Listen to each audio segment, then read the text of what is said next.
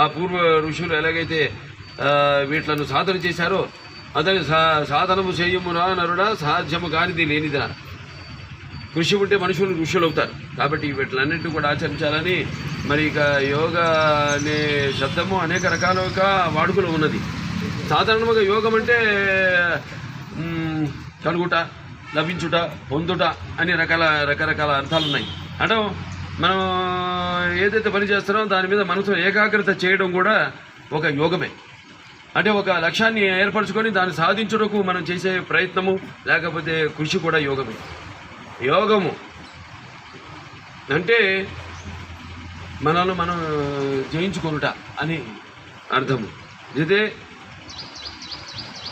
మనసి జితం సర్వం భవతి అంటే ముందు మనల్ని మనం మన మనసును గెలుచుకోగలిగితే అన్నిట్లోనూ గెలుచుకున్నట్టే అని అర్థము. యోగ అంటే మనం ఏంటంటే ఈ పతాంజలి మహర్షి గారు చెప్పారు, యోగ శృతి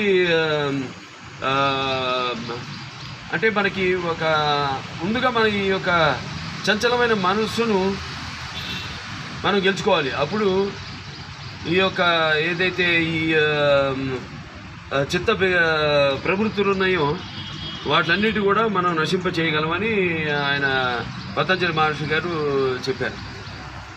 అలాగే ఇక ముఖ్యంగా ఇంకోటి ఏంటంటే వాటికి 2 రకాలు ఉన్నవని చెప్పాడు ఆయన.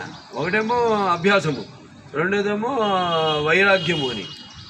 అభ్యాసం అంటే ఒకటి మనం చేసే పని మీద మనం దృష్టి పెట్టి దాన్ని సాధించడం. ఇక వికారం అంటే బాహ్య విషయములపై మనకు ఎటువంటి ఆశ లేకుండా ఉండుట అని అర్థము. మరి ప్రతి వ్యక్తి ఒక నేచర్ ఉంటుంది మనిషి బాడీకి, వాళ్ళ పుట్టి లగ్నాన్ని బట్టి కానీ వాళ్ళ దాన్ని బట్టి. ఏంటంటే నాకు ఎక్కువ ఫిజికల్ యాక్టివిటీ ఎక్కువ అలవాటు. హాయ్ ఫ్రెండ్స్, మా టుడే టుమారో యూట్యూబ్ ఛానల్ చూస్తున్నందుకు చాలా థ్యాంక్స్. మరిన్ని లేటెస్ట్ వీడియోస్ కోసం వెంటనే సబ్స్క్రైబ్ చేయండి. అలాగే ఈ బెల్ ని కూడా రింగ్ చేసేయండి. మా నోటిఫికేషన్స్ అన్ని మీ మొబైల్లో వస్తాయి. అలాగే మా వీడియోస్ మీకు నచ్చితే లైక్ చేయండి, షేర్ చేయండి, నచ్చకపోతే కామెంట్ చేయండి.